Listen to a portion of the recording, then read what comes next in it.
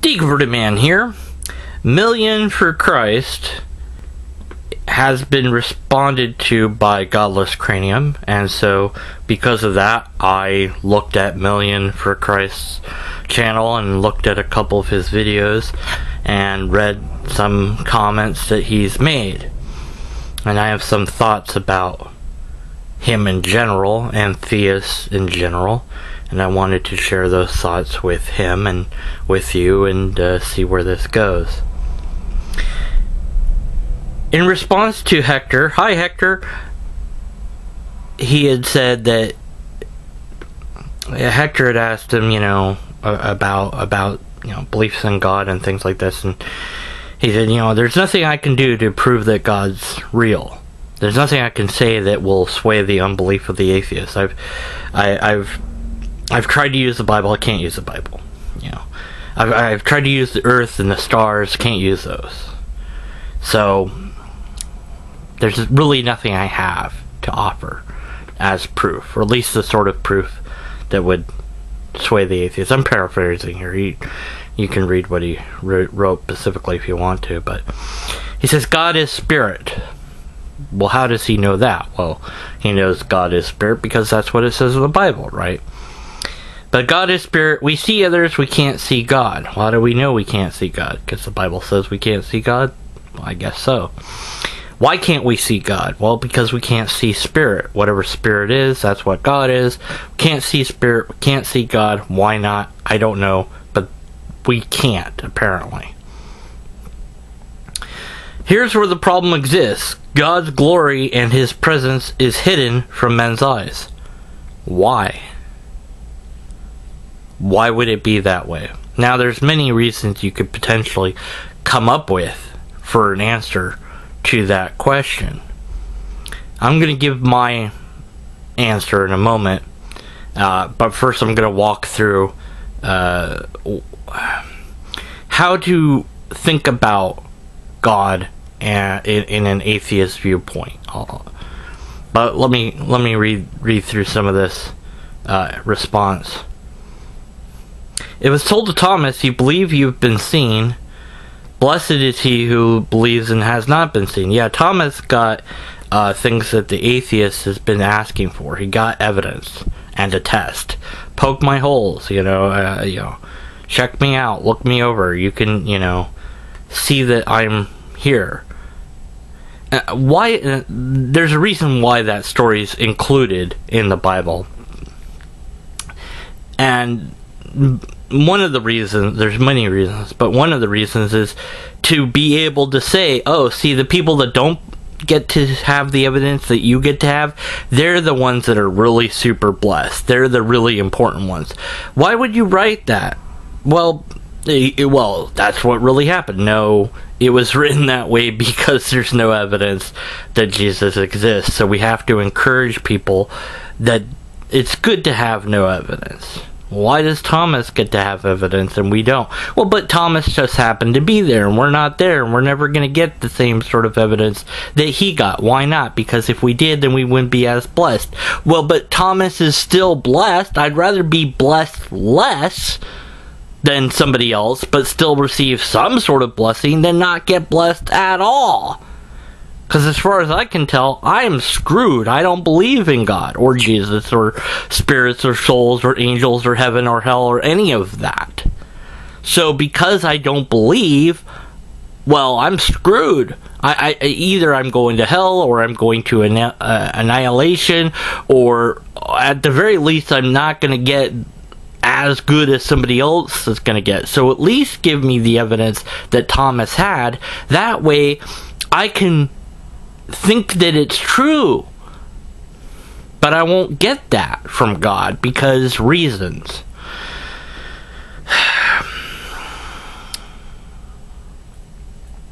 He talks about how Christians have been poor examples of Christ. That's kind of a separate issue for me. It's such a burden to prove God is real, and then when the Antichrist is on earth and showing great signs among people on earth, they will accept him as their God. Okay, I'll have to talk about Revelations a little bit, I suppose. and talk about the Antichrist, I suppose. Let's skip some of this. Read the New Testament. Ask Lord Jesus to open your spiritual understanding. I can't prove to you God exists. I can only say that I know He's real to me because of the great things He's done for me and in me and through me. Have a blessed day. And like I said, if you should, go and read the whole thing yourself, and I'll link to the video and you can read it, because I'm paraphrasing a lot of it, not reading it verbatim, so I'm not trying to straw man him or anything like this. Okay, well, I've read the entire Bible. First of all, most atheists have. But what I did after that is look at the history of the Bible, which is, I will suspect, something you've never done. And that's you might have, but I very much suspect that MillionforChrist, you personally, have not investigated the history of the Bible. At least, and maybe you've glanced here and there or heard something here and there, but I doubt that you've really done a serious investigation. Now, how can I say that? How can I know that? Well, I don't know it for sure. I suspect it. But the reason I do is because, first of all, your understanding of Revelation hints at that. And secondly, if you had, you probably would have a different view of these ideas. Maybe you wouldn't, but you probably would. When I investigated the history of the Bible, and I looked at the places that are talked about, Bethlehem, Nazareth, and I looked at those places, and I looked at the history, and I looked at the archaeology, and I looked at what proof is there for these places in the first place. What writings were done at the time that Jesus was supposedly there? What did people say about this? What evidence is there that any of this is even remotely true? When I looked for that, what I found and discovered made me be a skeptic, made me no longer believe in any of it, because it wasn't that there was no evidence that a lot of these places, events, and or people existed. There is no evidence, by the way. But it wasn't just that there was no evidence. It was also that there was evidence against many of these places being where they were supposed to be, or even existing in the first place, and evidence against certain events taking place because they're impossible and because they're not documented by anybody else. People would have noticed, for example, if the earth had shook, even if it was a localized event. They would have recorded that an earthquake happened. Nobody did. They're silent on that. The moon goes dark, the sun goes dark, basically an eclipse. That would have been significant. People would have recorded that. Nobody said anything. There's too many events in the New Testament and the Old that would have been recorded by somebody else other than the Jewish people, or later the people that became Christians. And nothing is said. And then, as far as, I want to say it's Bethlehem, but it might have been Nazareth. I can always get these two confused. I haven't done this research in a long time. But one of those places, they thought that they had found it because they'd found this well, and they couldn't date the well. They needed to date it at a certain date for it to even possibly be it. The first archaeology team that went through found nothing. The second team that went through happened to be all Christians, supported by Christians, and they somehow found just the right coins at the well that they needed to find. And then, oh yeah, by the way, nobody is allowed to look at those coins or examine those coins. But yeah, this is totally where the city was, and we have proof, but you just can't see the proof. And then there's forgeries, say Tacitus. There's a known forgeries that was written in to make it seem like he was writing about God and Jesus and stuff that just everyone knows is a forgery that reads through it. Doesn't match what he wrote. It doesn't match his style. It's inserted in the margins and off the side of the page and things like this. And it's just obviously a forgery. You don't make up stuff when you have the truth. You don't lie when you have the truth. So too many different theologians have lied in order to make it seem like there's evidence for Jesus or his disciples or the places that they went or the events that partook of those places. Too many people have lied about that to make it be an actual event. And so we have good reasons to be skeptical of those events. But that's history. And what you'll find when you're digging for history, you'll find mostly Christian pages that talk about it, but don't go into detail with what team did what where. And finding that is really difficult to do. You really have to, go into like Google Scholar, and you have to, find the archaeologists' names. And it's hard work, and it takes time. It took me like a year to do this stuff way back when I did it, which was when I was 32. I'm 38 now, so like I said, it's been years since I've done this. But you need to do it, because me doing it again for you is not going to convince you. You have to see it yourself. You have to be willing to go look for the evidence. And we're told as atheists and skeptics all the time, go look for God. Well, I did, and I didn't find it, at least not your God. I didn't find any evidence, and then just to be told, well, but that's okay because, God affects me. Well, let me go into that. So the way to look at God from the atheist skeptical perspective, one way, there's many ways, but I'm going to lay out this kind of analogy and see where that goes. Okay, in Ireland and parts of Scotland, there are people, a very few people, that believe in the fae folk. F-A-Y. It's what we would call fairies. There are also people that believe in leprechauns, and those are even fewer in number, and I'll just go with the leprechauns for now. So let's say that we got together 2 or 3 people that believed that leprechauns were really real, and we had them meet at a location week after week. And then we invite somebody in who is looking for something. They don't know what they're looking for, but they're just, kind of looking. And here's this community of 3 people that all sincerely believe in leprechauns, and they're nice people.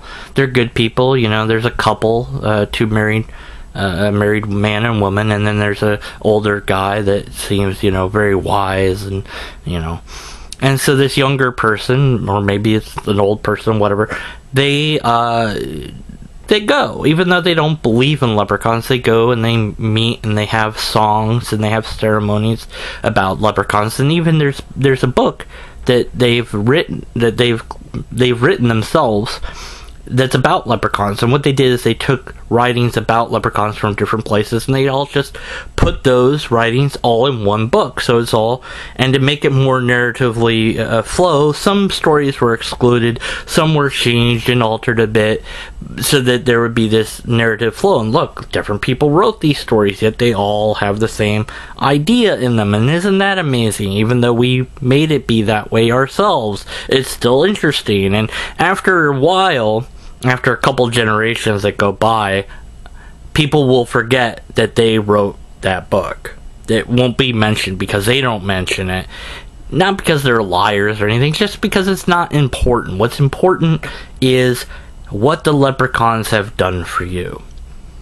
And so as this community grows in members, because the young man goes out and he tells people about it, and they tell, the couple has kids, and the kids come, and as more and more people come and begin to believe that this is true, or possibly true, or even if they don't believe it's true, they feel the effect that the community has on them. So maybe you have a drunkard, and he starts coming, and people encourage him to not drink. The leprechauns, they wouldn't want you to drink all the time. How are you going to ever catch a leprechaun if you're drunk all the time? So he stops drinking, and he sobers up, and he gets a job, and they help him to improve. And before you know it, this guy is saying that the leprechauns have had a profound impact on his life, and he devotes his life to the leprechauns, and before you know it, he's a pastor of the leprechauns. And he made his own church. And he's spreading the message even further. And it won't take that long to have a significant amount of people sincerely believe in the leprechauns and say, well, those leprechauns, I found a coin in the road. How can that has to be the leprechauns left that for me? And then, some schmuck like me comes in and says, well, these leprechauns, there's no proof of them. You can't, oh, well, there's proof. Here's this book. You haven't read this book. I read the book. I go, well, that didn't prove anything. I mean, it proves that there's a book about it. So what? Anyone can make that up. No, the leprechauns, those are stories that really happened about the leprechauns. How can you possibly say that it was all made up? Well, the leprechaun had an effect on my life. The drunkard the past drunkard says, I was a drunk and the leprechaun has changed my life. You can't tell me that didn't happen.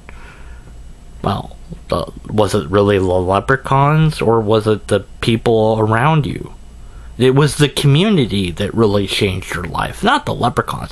But the leprechaun belief is really good, somebody might say, because without it, we wouldn't have these communities. We wouldn't have this wealth of people that want to help each other and love each other and be good people. And yeah, a lot of them sometimes they've been bad, and we know that and we understand that, and we're working on those people. But you can't get distracted by those because they're not really true leprechauns.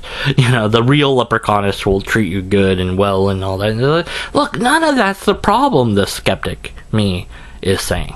The problem is there's no evidence. Well, I can't prove that there's leprechauns. You just have to read the book and open your mind to the leprechauns, and you'll see how wonderful it can be.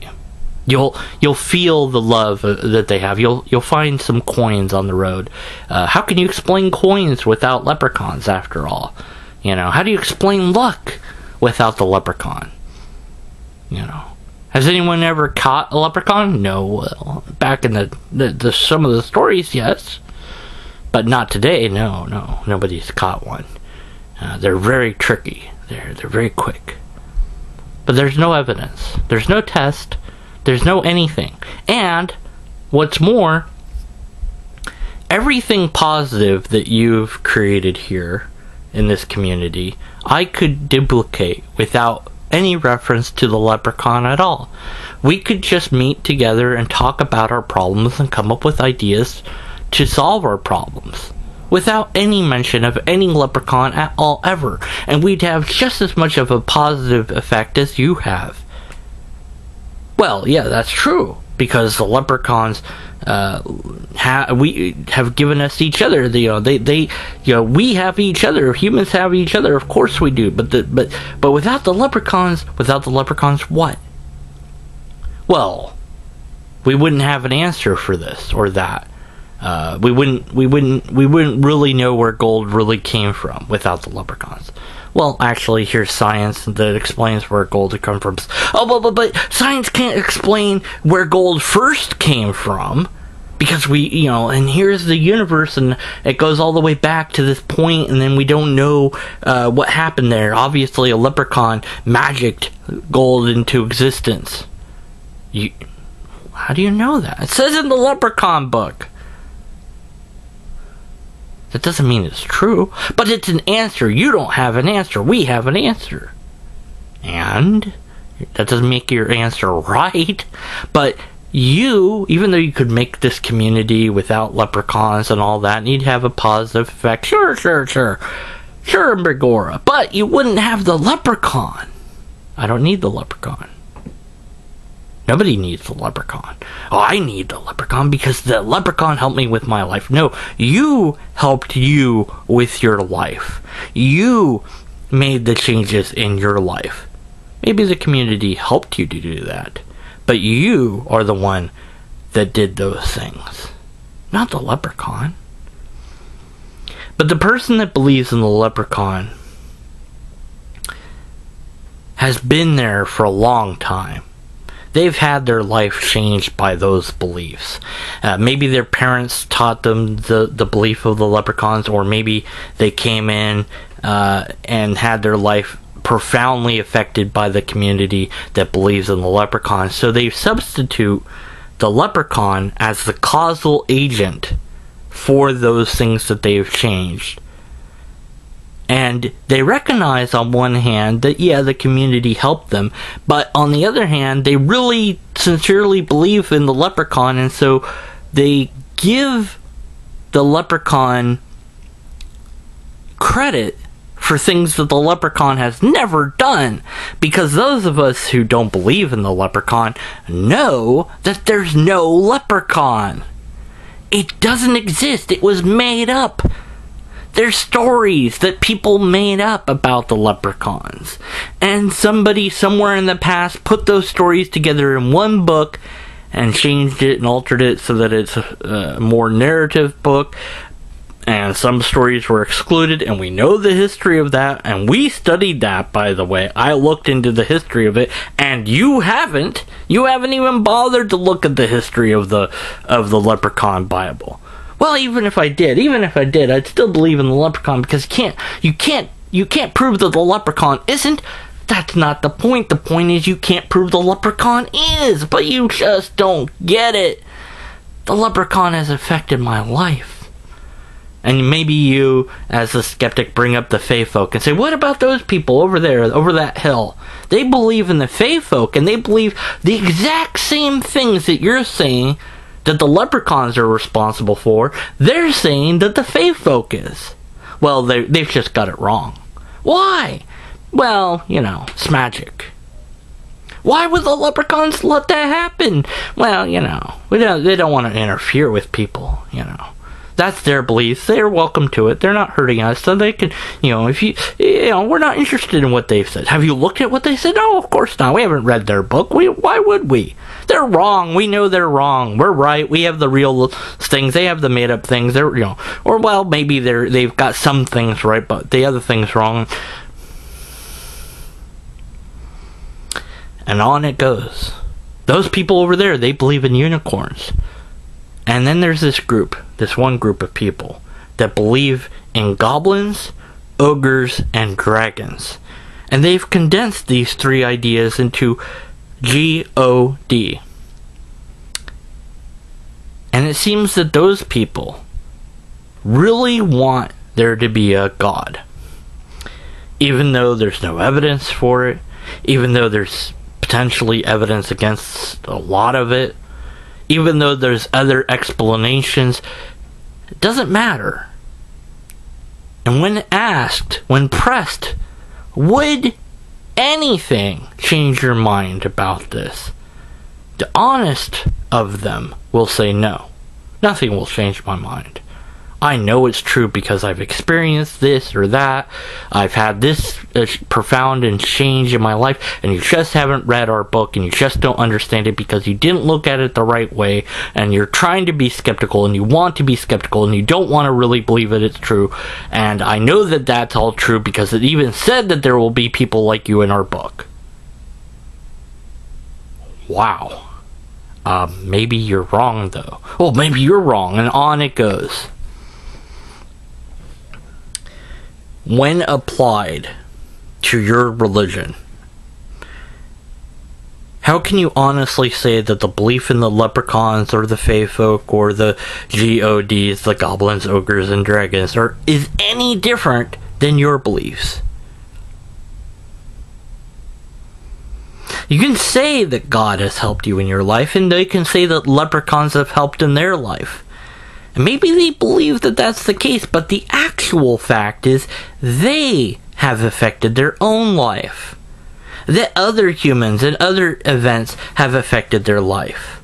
And that everything can be explained by mundane things. And that there isn't a single thing that we can ever point to and say, but that's a miracle. And you can't explain that. Because the paradox of the miracle is an event that is not normal and is rare.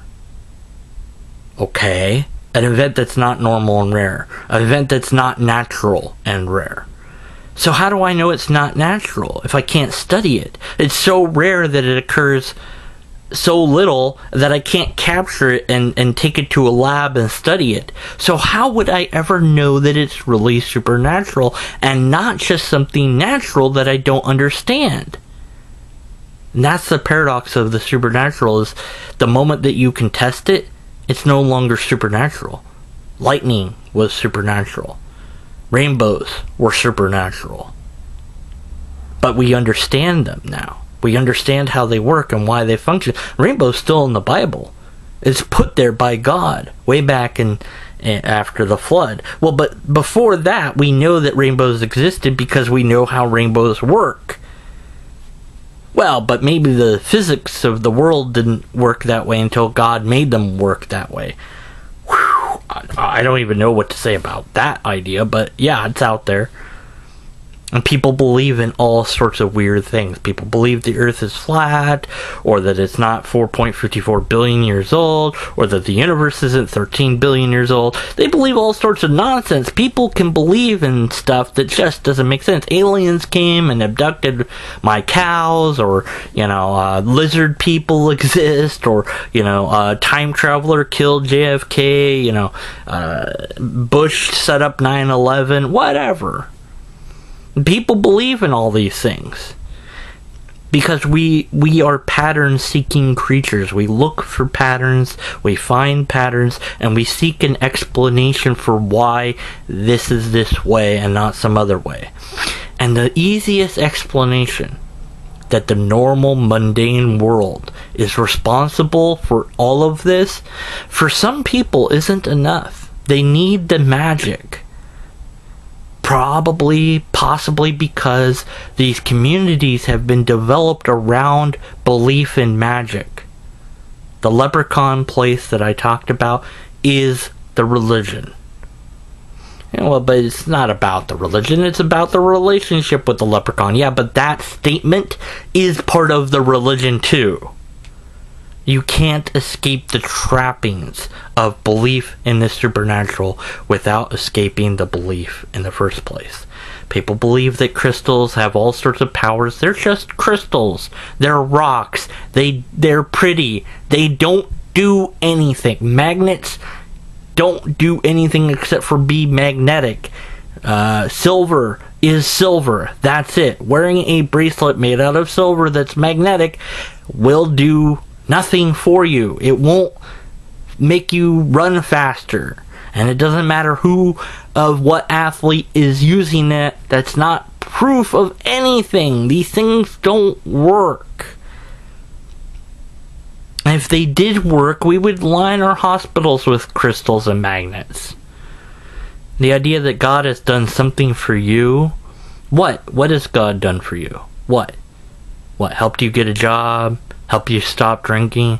Nothing that is extraordinary. And even if you can come up with something that you think is extraordinary, there's always a mundane explanation for it, or a potential mundane explanation for it. But the belief in God is held higher in regard than any other belief that you can encounter.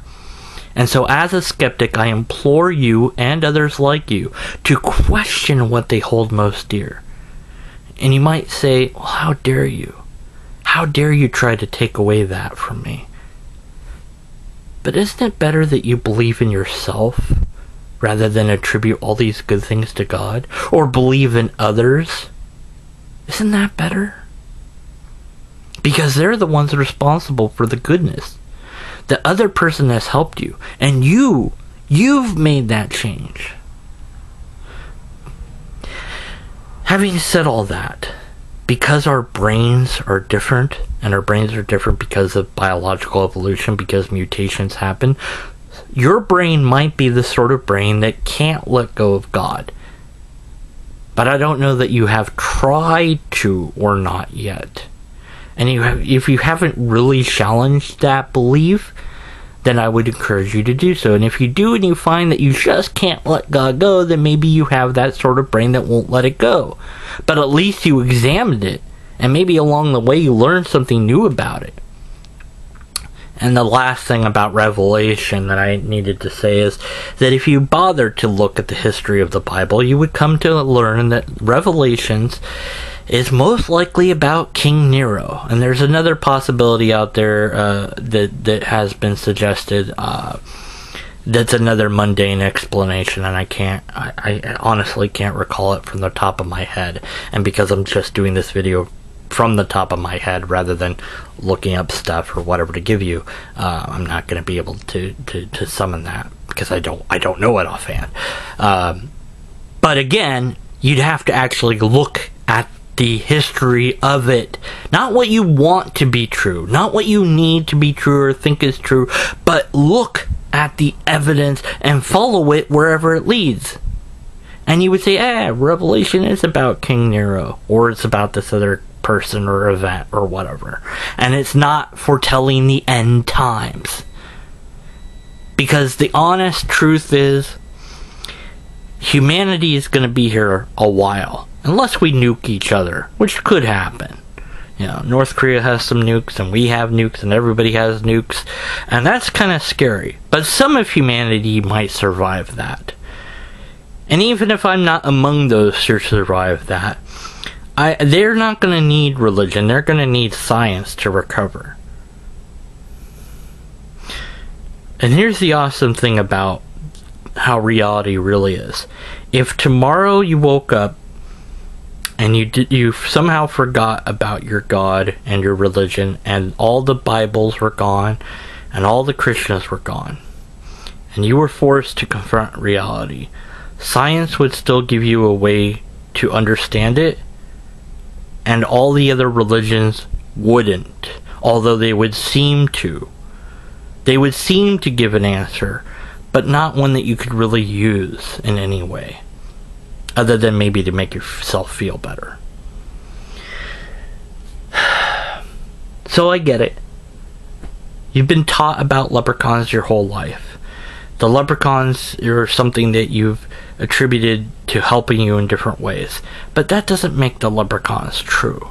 And if you come to see it in that way, and just swap out leprechauns with God, then you'll understand the atheist skeptical position. And if you're willing to do that with every other religion except for yours, why? Have you ever really asked yourself why? Have you really ever questioned that which you hold most dear? And you might say, well, but why should I? Here's the thing. The person that says, I will never give up this idea, whatever that might be, that's a problem. You might not think it's a problem, but it is. Because that guy over there believes that killing me is a good idea. And it's not a good idea. I don't want him to kill me. It's a bad idea. It's a bad idea for me. It's a bad idea for society. It's a bad idea all around. But that's what he believes, and he's not willing to change his mind about that. And I sat him down and I talked to him, and he's like, look, I'm going to kill you. It's what I believe I have to do. But you're going to get arrested, but all this bad stuff's going to happen to you. It doesn't matter. And the only way to stop that person isn't with reason or with logic, but is with force. So either I have to lock him up or end his existence. So that belief that he's not willing to change, that's bad for him, because, and me.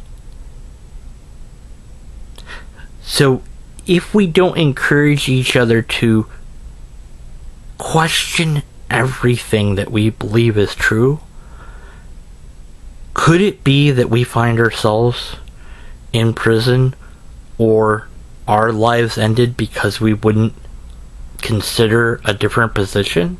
Maybe. I don't know. I don't want to appeal to consequence here.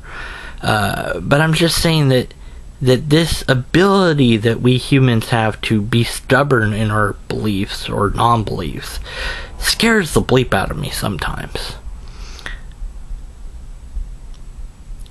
it is good in a way, because if somebody like tortures somebody else, which is horrible, they don't give in to that torture. They never say, oh yeah, you're right, I give up on this, because doing that makes them win, and you're not going to let them win. That's why torture doesn't work, by the way. So that's good that we can say no to the bully. But it's bad when we can say no to reason. And reason is being able to say no to the ideas that I have in my own head. Thanks for listening.